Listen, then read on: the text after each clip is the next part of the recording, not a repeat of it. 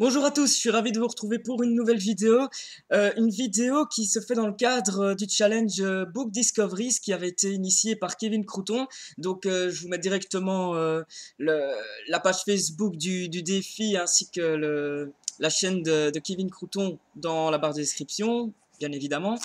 Et donc le challenge consiste en fait à se mettre en binôme avec un booktuber ou une booktubeuse et de lui proposer de lire un livre qu'on a particulièrement bien aimé. Donc ici, je l'ai fait avec Noéline de la chaîne La Pause Librairie, dans la barre de description aussi. Et on avait décidé de se faire une petite sélection de quelques livres, histoire de pas trop se brider, d'avoir un petit choix, histoire de ne pas se forcer non plus à lire quelque chose qu'on n'a vraiment pas envie, quoi. Et donc, contre toute attente, j'ai décidé de choisir dans sa sélection Les Débutantes de J. Courtney Sullivan. Donc il s'agit d'un roman très féminin, voilà, c'est pour ça contre toute attente, quoi. Et j'en ai lu pas mal des romans très féminins cet été, je vais penser quand même à me calmer, sinon je vais terminer fille, hein. Moi d'ici la fin de l'année, c'est pas possible.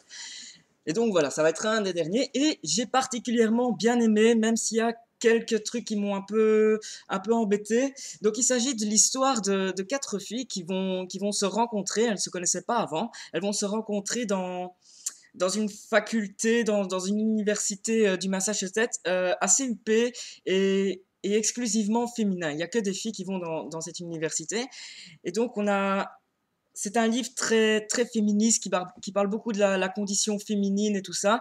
C'est assez intéressant parce qu'il y a un peu tous les thèmes qui sont abordés, hein. Ça peut aller la grossesse, le mariage, le viol, enfin un peu de tout, quoi. Les garçons, voilà, tout ce que peut vivre une femme en fait.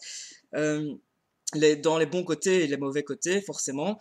Et donc voilà, c'était assez intéressant, d'autant plus que les quatre filles qui se rencontrent, donc il s'agit si je ne me trompe pas, Célia, Brie, Sally et April, sont quatre filles quand même très très différentes. Et voilà, j'ai trouvé ça pas mal dans l'histoire. Donc on a une fille un peu introvertie, on a une fille qui aime bien sortir, une qui est très féministe, qui s'engage un peu dans toutes les causes.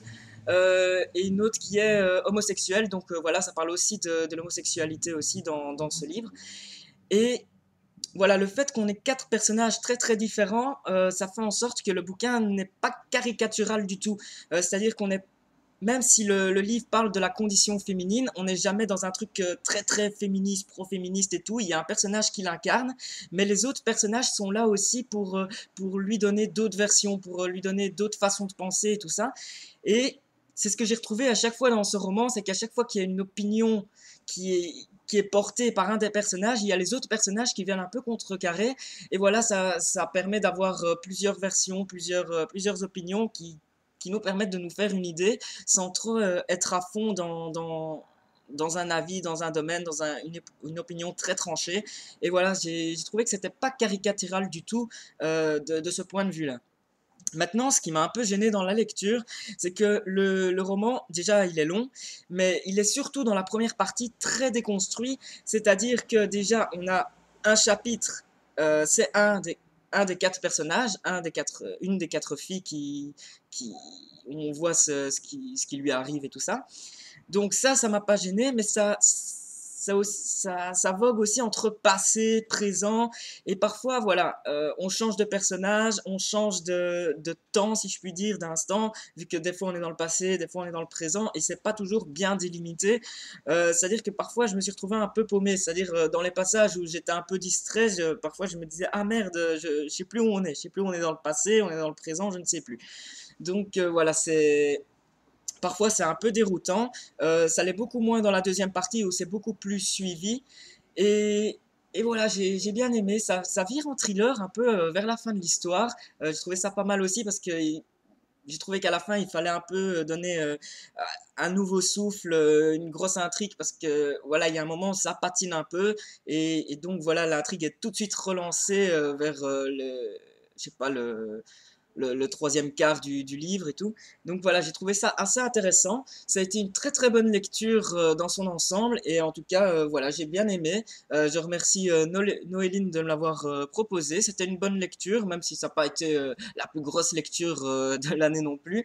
Donc voilà, je dis les choses comme je les sens.